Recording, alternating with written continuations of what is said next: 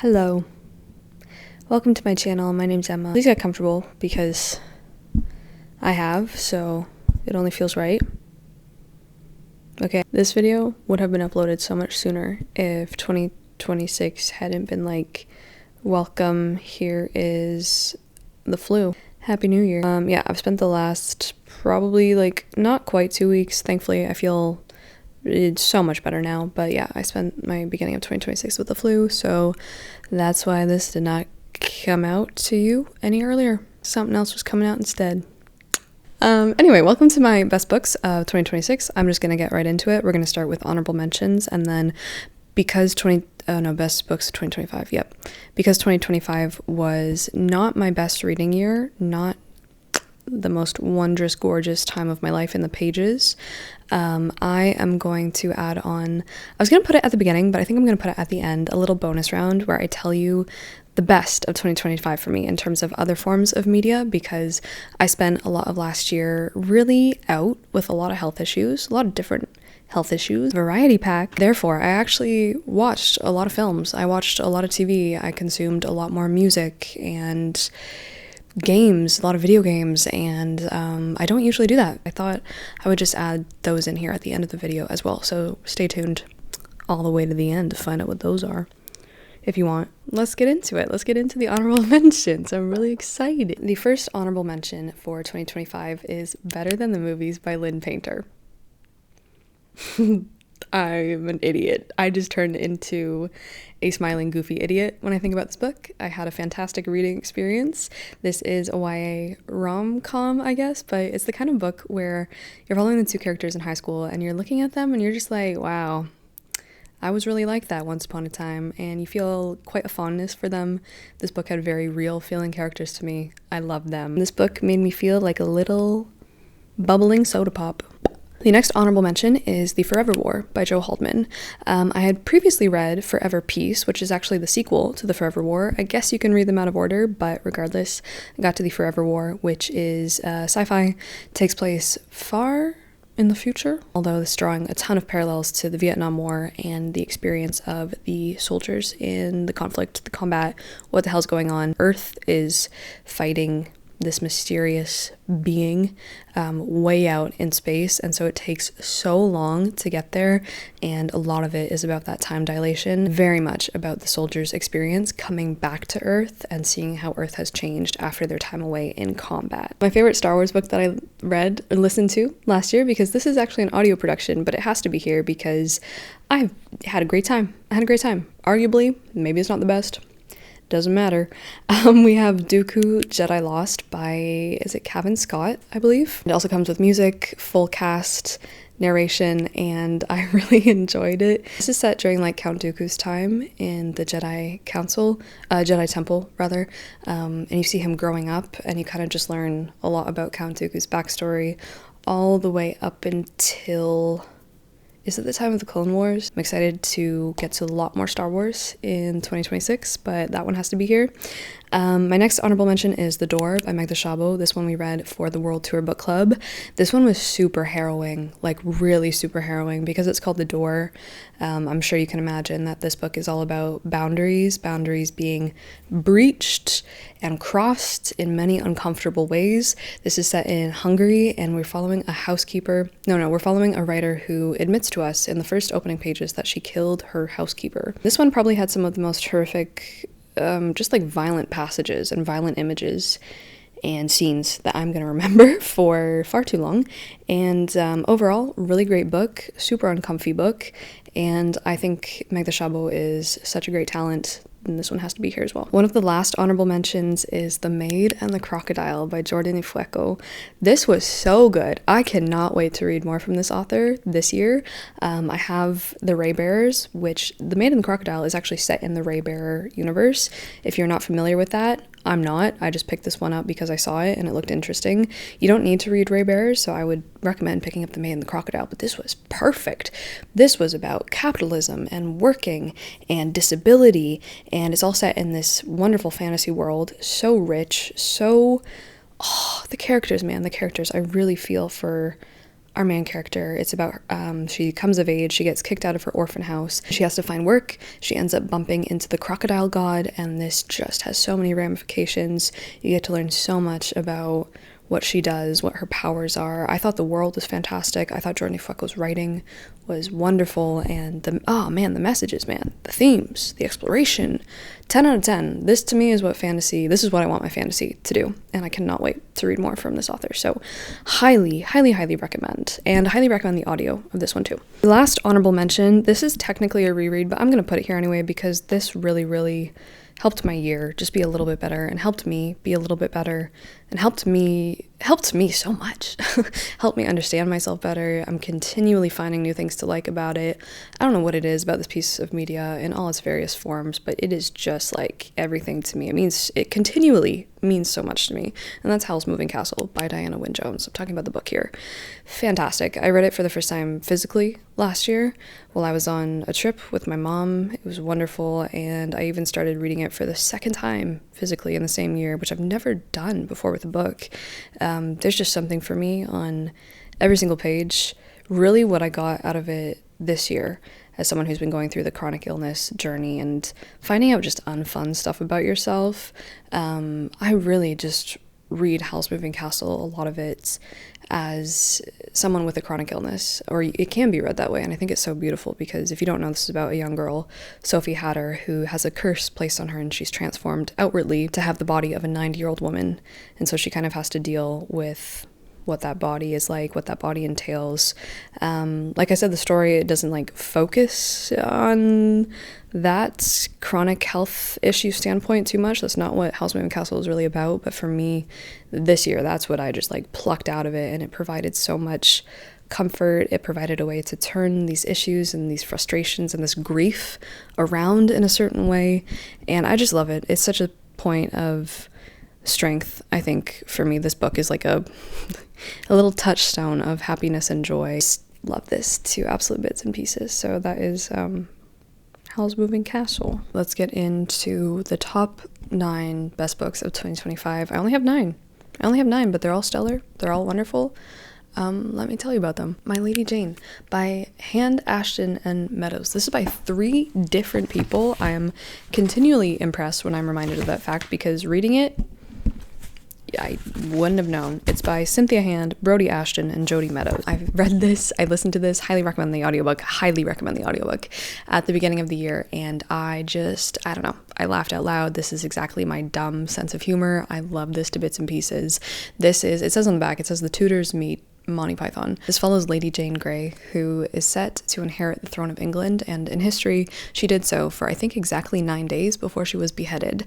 This says, what if history were different? What if she wasn't beheaded? What if she survived? And what if she actually gained the throne of England, took it, and in this world, there are beings who are Ethians, or Catholics. Okay, they're just standing in for Catholics. And Ethians are people who can turn into animals, different kind of animal. Who knows? We got beagles, we got horses, we got birds. The current people in power, the Protestants, are trying to basically just get rid of all the Ethians, round them up, dunk them, have a good old dunking to see if you are an Ethian, and just get them out of the kingdom. And so Jane finds herself in trouble when she marries a horse. Some Roman emperor did marry his horse. Or did he put his horse in the Senate? Did he marry his horse, or did he put his horse in the Senate? It's just so simply funny. It's just so funny.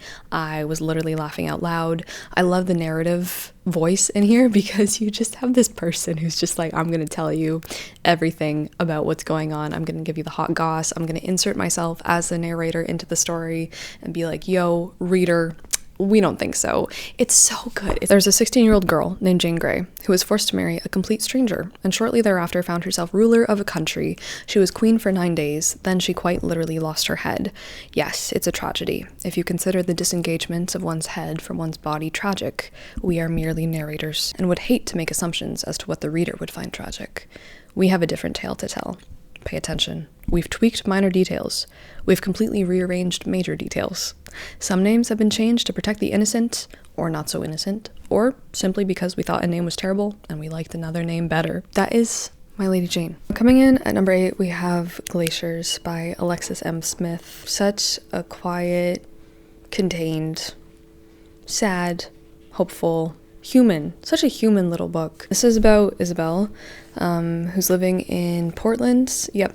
And she works in the basement of a bookstore repairing old and damaged books.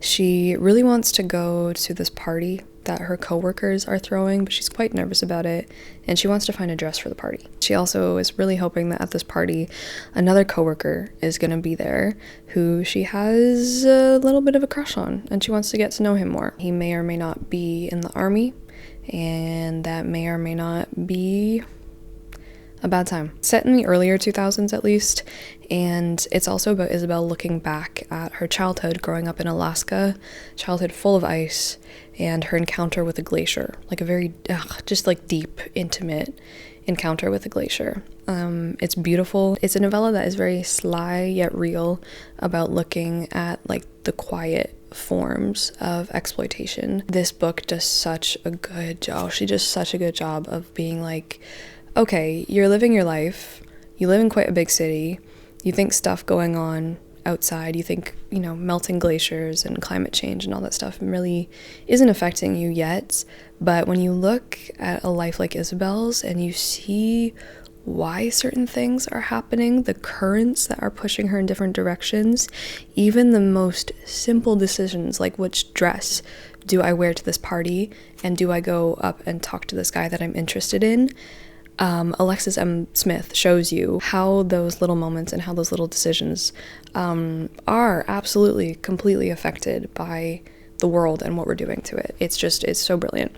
You almost don't even notice until you're done the book and you're like, oh. Isabel in her own life as well has kind of, I want to say, acquired the habit of becoming quite like a glacier herself, and so it's just a joy to read about someone who, only wants to, go shopping at the thrift store, or who collects old postcards or old photographs, who's just really enamored with things that have a history, with something that isn't just like mass produced and cheaply made, but with something that has a story, whether that's her repairing old books that need to be repaired. She's kind of hoarding all of these things into her life, and so she's very much acting in the same way as a glacier does, as it compresses and peels back the land, traps things within it, marks up the rocks, takes the rocks with it, and leaves stuff for us to find. To be honest, the experience of reading this wasn't my favorite, but it's very much one of those books that for me afterwards, I'm like, wow, that was great. The Big Sleep by Raymond Chandler.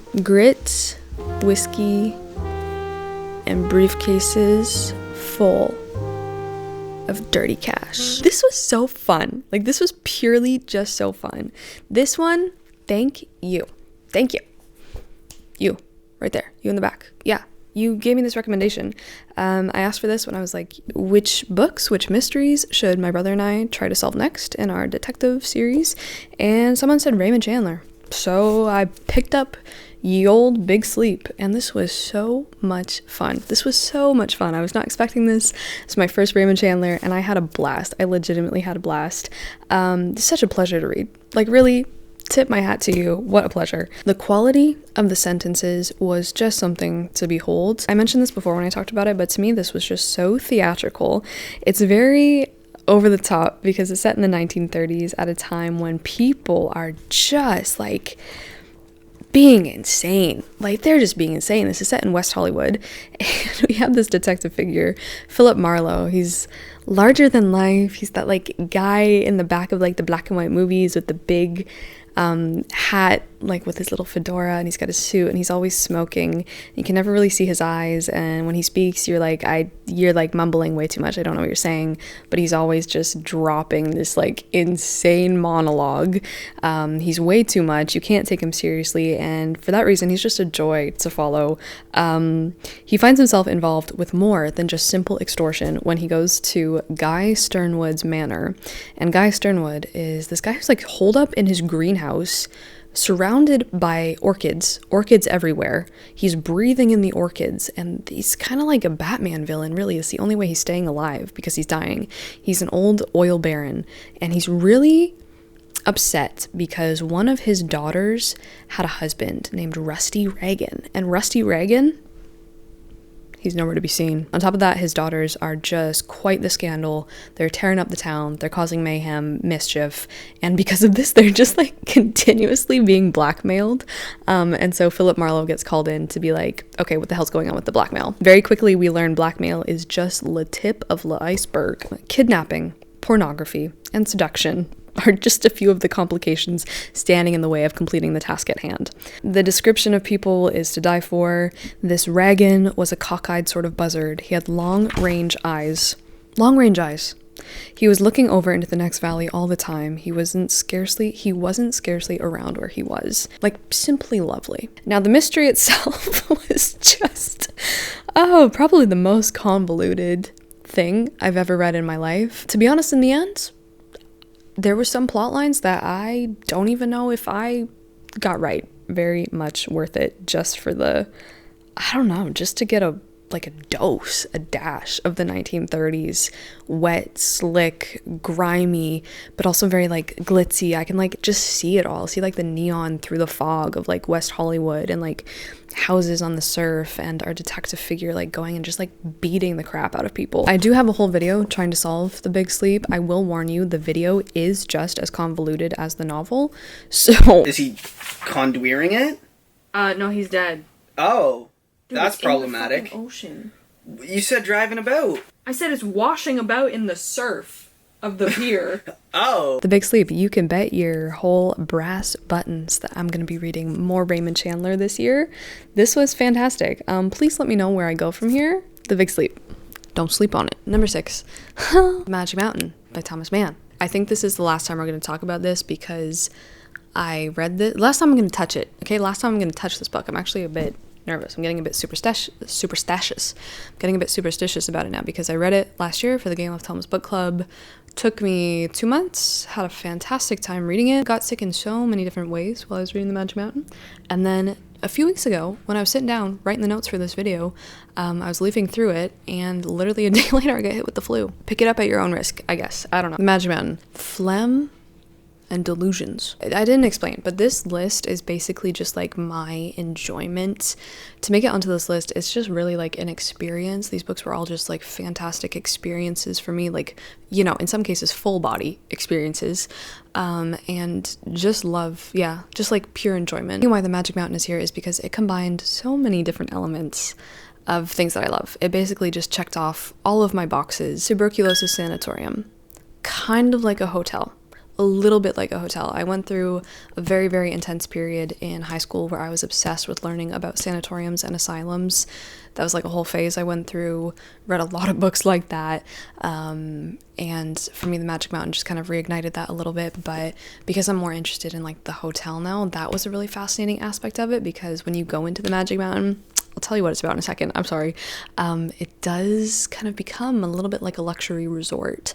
Second thing that Magic Mountain contains that I just sickness, ill health, that phlegm, that tuberculosis, that person who's dying because these people, they're supposed to be going for a rest cure. They're supposed to be going to get their maladies cured.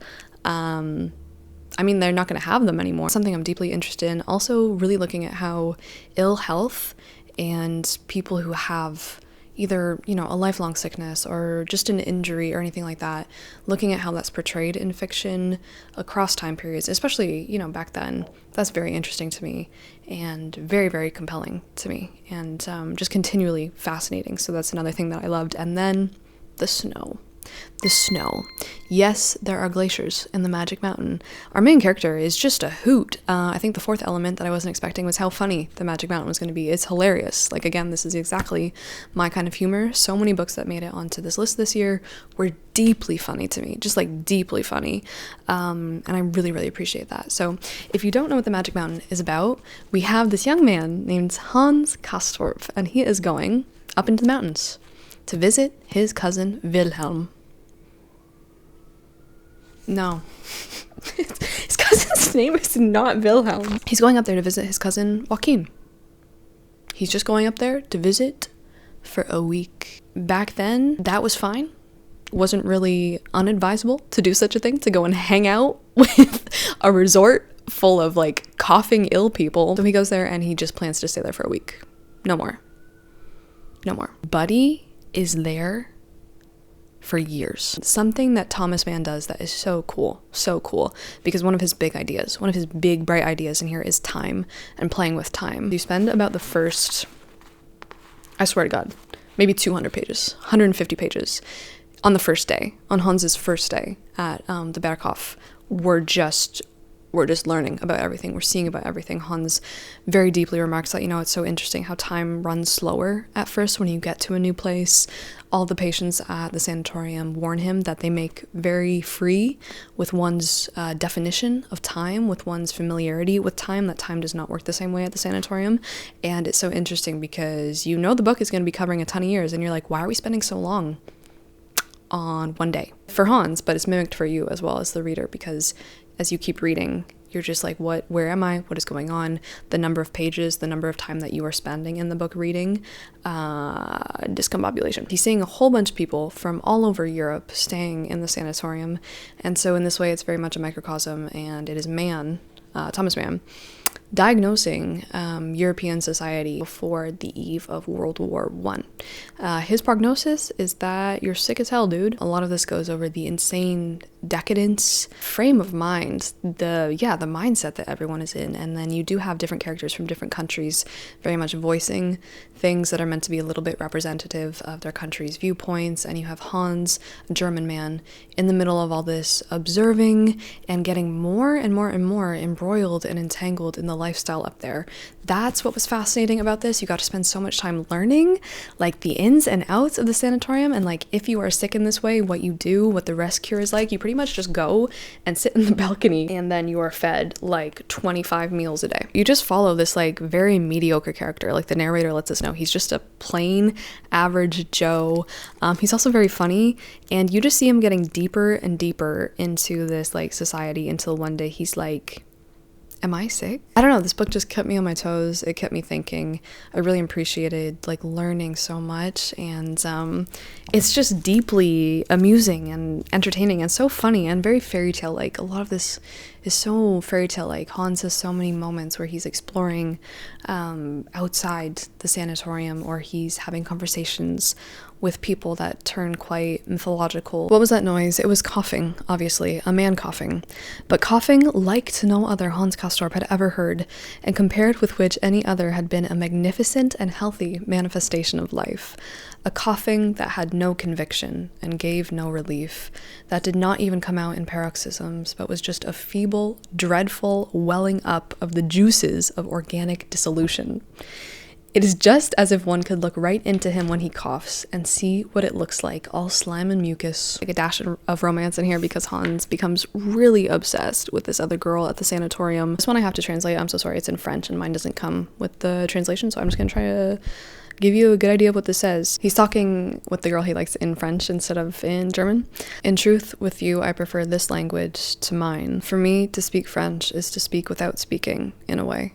Without responsibility, or like we were talking in a dream. I love the cult-like aspect of this, because it's so much like there's such a cult of the sick. There's so many memorable scenes. Instead of getting like a picture of the girl that Hans is obsessed with, for example, he steals her x-ray. He steals her x-ray. He literally carries around her x-ray photograph in his jacket pocket. I was just not expecting my reaction to this book, like such a visceral, emotional reaction to the ending of this book.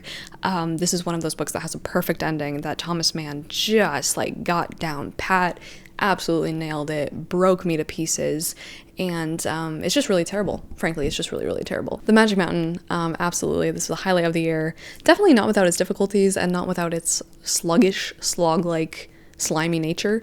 But in totality, I'm so glad I read this. I really, really like this. I will definitely read this again in the future, and I highly, highly recommend you go on your own way to the Magic Mountain. Number 5 is actually quite a similar book. Again, I have you guys to thank for it. People have been recommending me this book for years, and I just, blew me away, and I loved it, and I'm so happy. The Shining by Stephen King. I'm pleasantly surprised, really, really happy. This is the first Stephen King that I read, like, physically. I had previously listened to an audiobook, another one of his, did not care for it, and The Shining just, actually quite unsettling, and Actually, brilliant as well. I liked the film. I loved the book. Like, the phenomenon of the hotel is just something I'm so interested in. I don't know, I've just been obsessed with it since I was a kid. I just thought it was such a novelty, something so interesting. I could never really comprehend it as a kid. Like, there is somewhere you can go that's not your home that you can stay at and like sleep at, and oftentimes it has really weird things like a tiki bar or a water slide or a billiards room. It was just something so strange. Wife, a husband, and their 5-year-old son Danny, who has had a very troubled childhood because his father is an alcoholic, and Danny does have something going on where he can sense and he can see and he can have kind of a precognition about things that are going to happen. And when his father Jack takes a job at the Overlook Hotel in Colorado as the caretaker of the hotel for the winter, when basically everywhere around him gets snowed in, nothing can pass, and it's just the three of them in this huge historic hotel taking care of it for the winter, things just get rough. I found this incredibly addicting. I just remember at the end of every day being so excited to read The Shining. The family trauma in this is really, for me, what it, of course became about, but looking at that through the lens of the hotel was so interesting, because the hotel in The Shining is obviously like really not a safe place at all. In fact, it's really haunted by crime of the past and different people from the past in America's history. And Jack has the idea to like write a book about these things. So many allusions to The Mask of the Red Death by Edgar Allan Poe, and actually, yeah, just very similar to The Magic Mountain in a lot of accusations of decadence as well in a country's history. I'm now definitely on the hunt for my next Stephen King in 2026. I think you guys have let me know that the ones you would like to see me read, or the ones that I would like to see myself read, would probably be Pet Sematary. We have A Portrait of the Artist as a Young Man by James Joyce. Yeah, this was like truly special. This is about Stephen Dedalus, who is very much James Joyce in a way, growing up in Dublin, what his life is like, what his fears are like, and it follows him from a young child all the way until university. And I just really related to so much. I really loved Stephen so much, and Joyce is just so good. The main thing in here that I was just so enamored with and so interested in, and that he just executes so well, is the evolution of language with you, like your personal evolution of language, because, obviously you aren't speaking the same way when you're a 3-year-old toddler, or a 10-year-old kid, or a teenager, or on the cusp of adulthood. Your language, whether it be your vocabulary, your syntax, the way you say things, the way you arrange your words, what you choose not to say anymore, how you say things, the pauses in your sentences, it's just perfect. Like, it's just perfect. And for Joyce as well, a lot of it is tied up, of course, in his culture and his religion. At the time he's growing up in Catholicism, and he's feeling so profoundly the effects of a religion that really just seeks to oppress him and make him hate himself so much.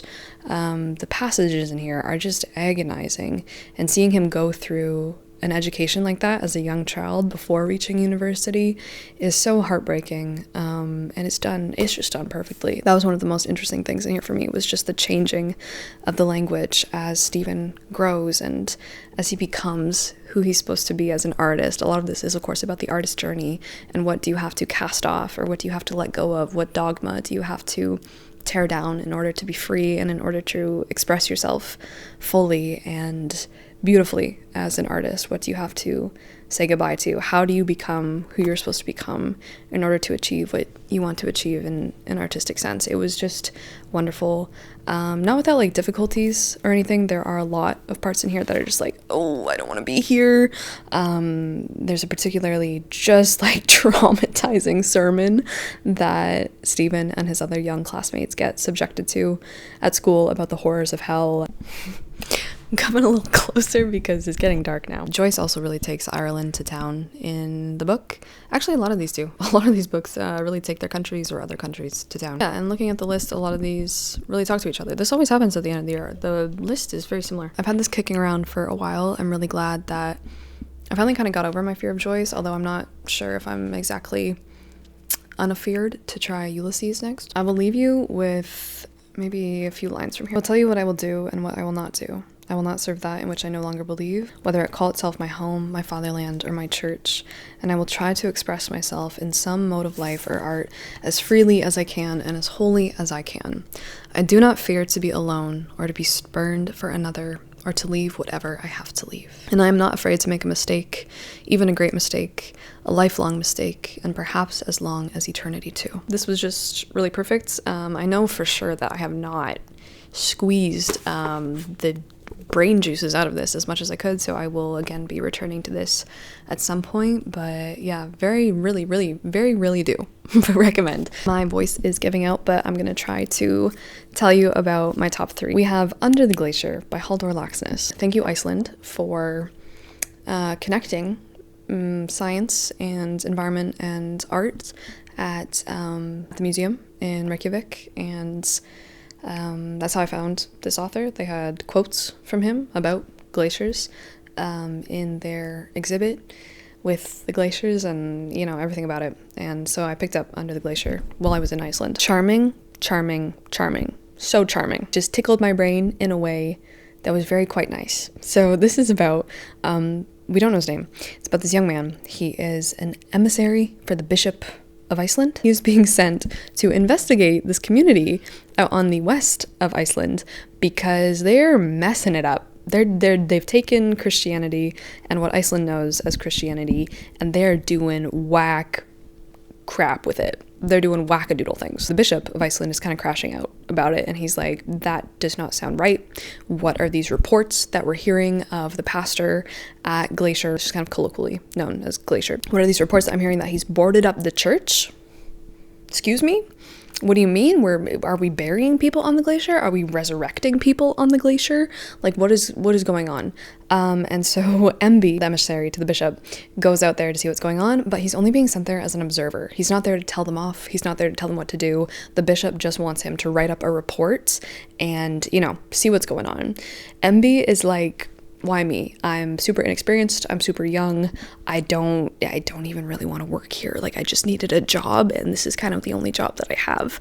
And the bishop's like, well, you kind of are the only one who knows how to use a tape recorder, so you're going. He tries to observe earnestly with his eyes open, without making judgments, without, you know, questioning too much or passing too much of an accusation on them, on the community there. And he gets there and people are just a bit off to him. They're acting a bit strangely, but nonetheless they welcome him into their midst, and he gets pulled deeper and deeper into the happenings at Glacier and what's really going on there. This book is just beautiful. Again, so funny. Again, so fun. First of all, let's talk about the structure of it, because the book is told as in, like, you, the reader, are reading the report that the emissary, that I'm just going to call him MB because that's kind of how he refers to himself usually, that he's written up or that he's printed out for the bishop. But this report is combined of like stuff that has been recorded, so you're just reading the interviews of him talking to the community, just word for word, verbatim, what he's recorded with his tape recorder. But then there are sections where he's added in his own notes, where he's like, oh, I'm so sorry, I don't know if I can say that, or forgive him, he didn't mean that, or he's just adding in his own little quirks and observations and like justifications for more and more his own behavior. And then there's also parts in the report where he just is writing. He's just writing what he's observing, his own diary, and it's such an interesting novel in that way because of the way that it's constructed. I love crap like this when the book is so textual and it's like a document in the world, and it's also the novel that you're reading, and it's just like, mwah, chef's kiss, there's so much there. Like I said, deeply funny because MB gets pulled more and more. He finally meets Pastor Jon and he's like, Pastor Jon, what are we doing? What is going on?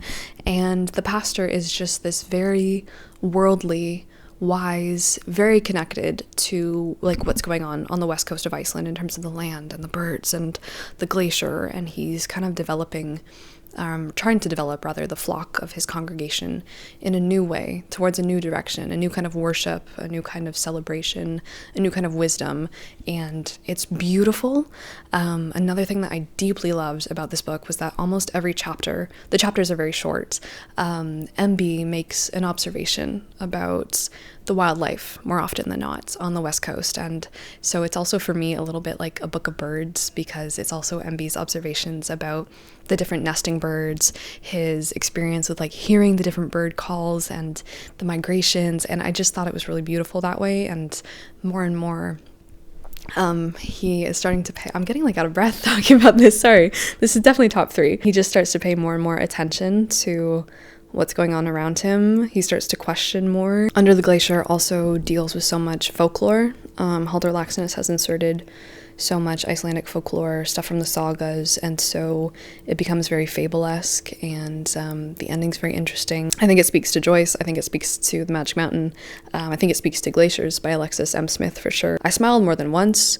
I think Icelandic humor is also very appealing to me, and I definitely recommend. It's also on the shorter side. Top 2. I'm sorry it's getting really dark. We can get through this. We can get through this together. You know when a book just so perfectly, first of all, fulfills your expectations, and then supersedes them, succeeds them, exceeds them, goes above and beyond anything you were ever hoping for that book. When does that happen? When has that ever happened to you? You know when it happened to me? The Silmarillion. The Silmarillion. This was another Game of Tomes read. Silmarillion is definitely my number 2. I just love this. I've been wanting to read this for a really long time. This is like, it is a textbook. I wanted it to be like a textbook. I wanted it to be like a history textbook of Tolkien's world, of the Lord of the Rings, before the events of, the Lord of the Rings books. And it was fantastic.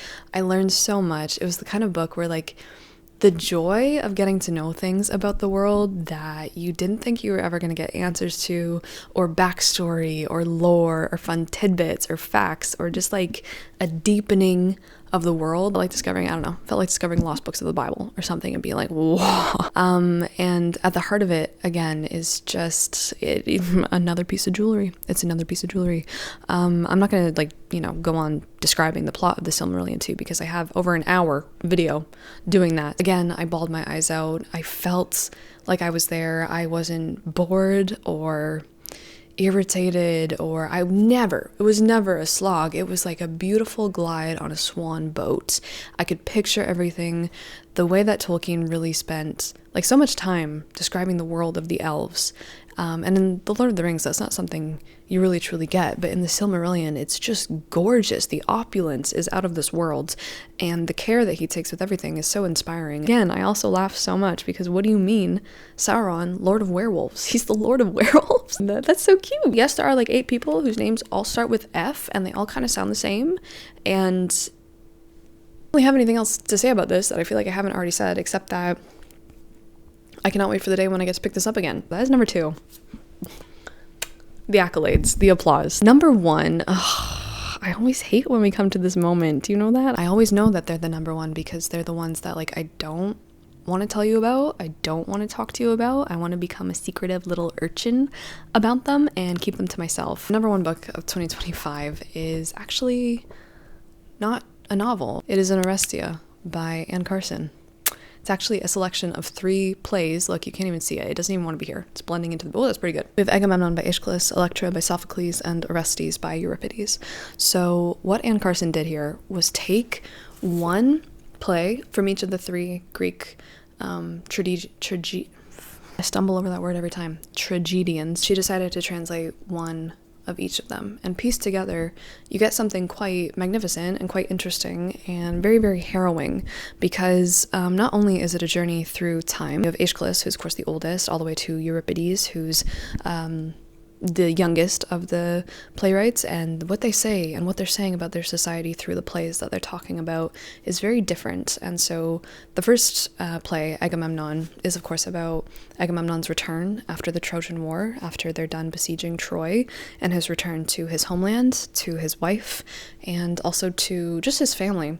And of course he gets stabbed in the bathtub. He's just out there scrub-a-dub-dubbing, and he gets a net thrown over him, and he gets stabbed by his wife because he sacrificed their daughter so that their fleet could, in the first place, set sail to Troy. First playwright's time, like, this is very, she describes it as different times of day, which is so beautiful. So the first one, Agamemnon, is like dawn. Everything's very clear and bright-eyed, and there's a sense that justice is achievable, because ultimately what this cycle of plays is about is the violence and the effed upness of the house of Atreus. Messed up cycle of violence that just keeps perpetuating and perpetuating itself through the generations, the eye for an eye mentality, and what justice is there if you just keep taking each other's eyes out. None of you can see now. Really, truly, none of them can see. They're completely blinded by the revenge that they so desperately seek.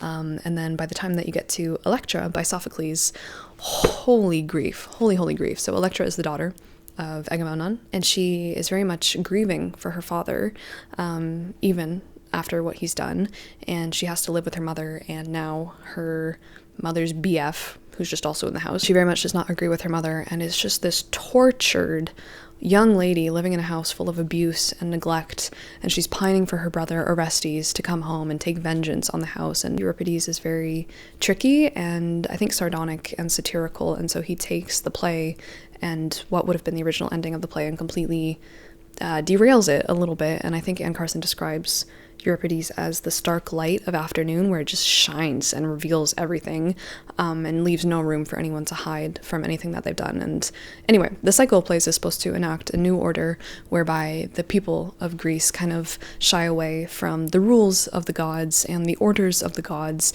We finally have the judgment and the rule of law being passed over to the Greek people themselves. So again, very similar, beautiful concept, but just guys, the reason is here is just because the language is just exquisite. There's something on every single page, and Carson is a complete genius. I am the shape you made me, filth teaches filth, I merely return the muck you throw at me. We are slaves to the gods, whatever gods are. I always botch saying anything ever about my favorite book of the year, so again, I have to apologize for just my ineptness at being able to speak for this.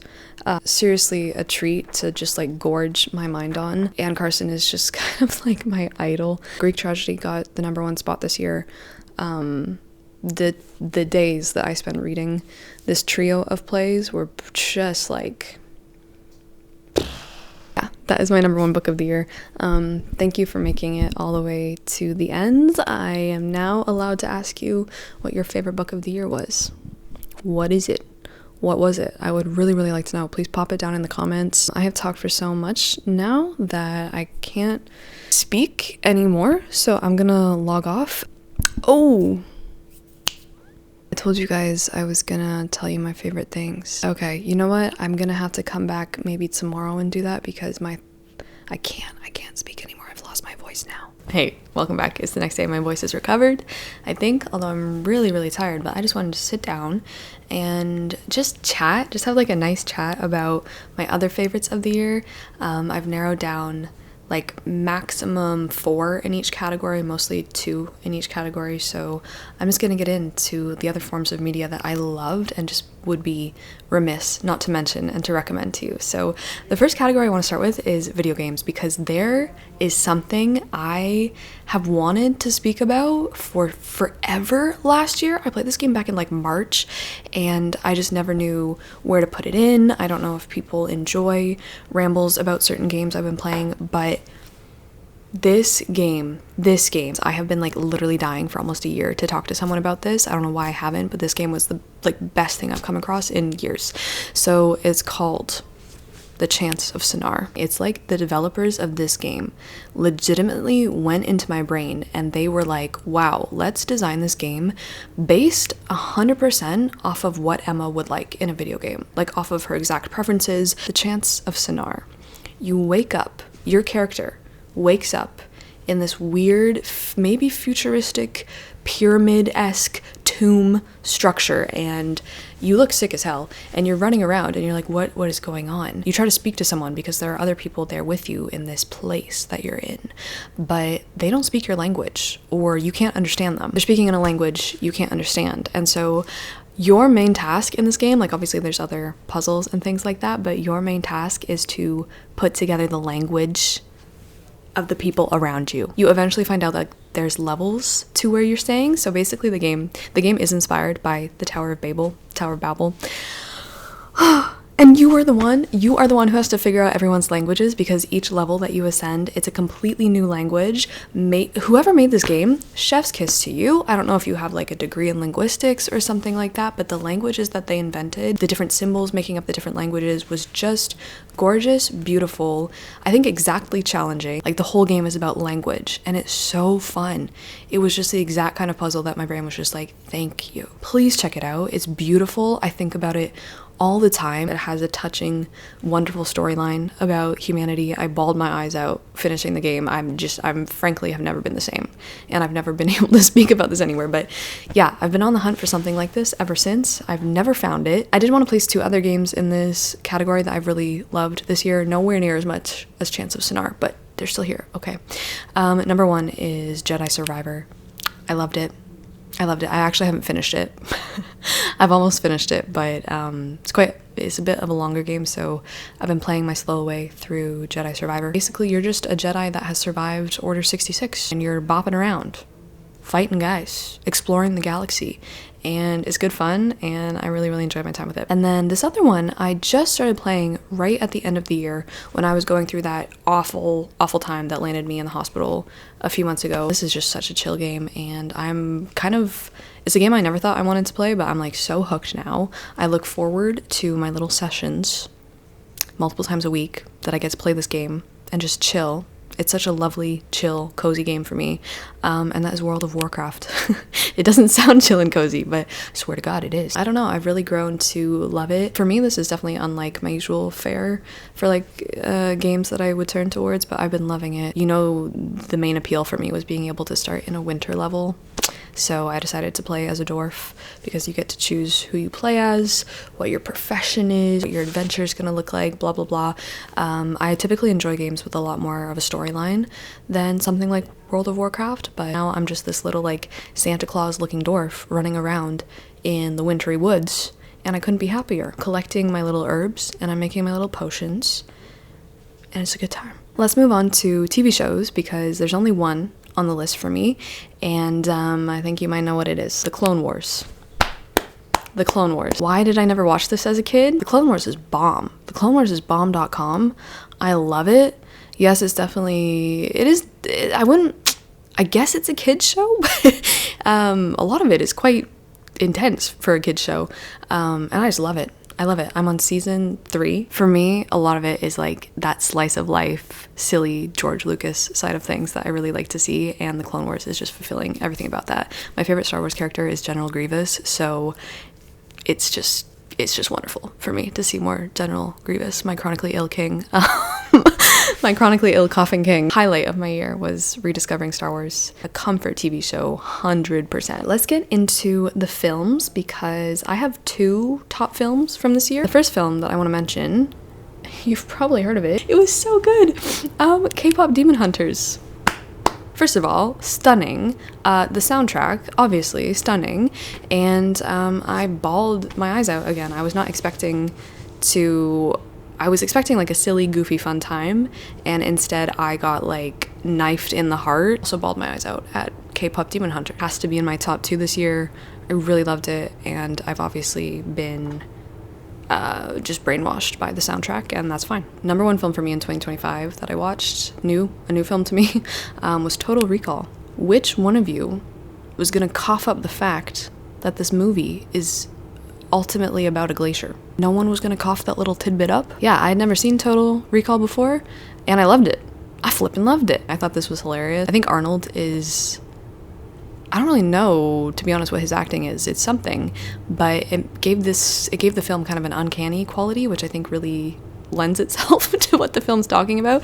If you don't know what this is about, Total Recall, I think, is actually based on is it a novel or short story from Philip K. Dick? And it's about this man who's living on Earth, but he keeps having these dreams about Mars, because in the future we've colonized Mars to an extent, and people live there, and people are mining stuff on Mars. So the people who actually live on Mars are, of course, these very rich, exploitative, awful people. He's having dreams that he's been to Mars, he's met a woman there, he's a secret agent in some plot to overthrow these exploitative, not nice people, and his wife on Earth is like, what are you talking about? Anyway, it turns out that his memory's been wiped. And eventually when he goes through a total recall, things happen. I'm not going to say anymore because frankly this movie had maybe one too many twists, I think, but I think it worked. I loved it. It explored the themes that are near and dear to my heart: the twisting, the cutting, the repressing, the reconfiguration of memory. To be honest, I really am not a fan of like new movies that have come out. I think my honest opinion is that they look like hot trash, and the more things are done practically, the more it is appealing to me, the more that like we actually physically create the environment of the movies we watch. That means a lot to me. So being able to see these movies where you can see the set, I like when I watch a movie to kind of be able to see those things. It makes it more appealing to me. I'm not someone who, when I watch a film, I'm like, oh, I want to forget that it's a film. No, I actually quite like seeing that it's a film. It adds something for me. It adds something really nice, and Total Recall is just full of that. I thought it was hilarious. So many little nooks and crannies in the movie that I just loved.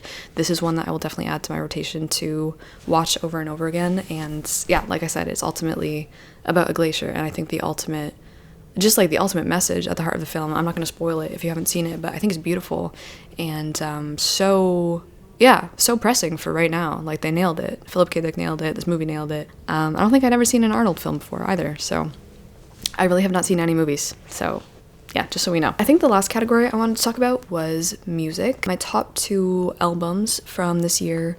One was a big surprise. My favorite album from 2025 was Dark by Eden.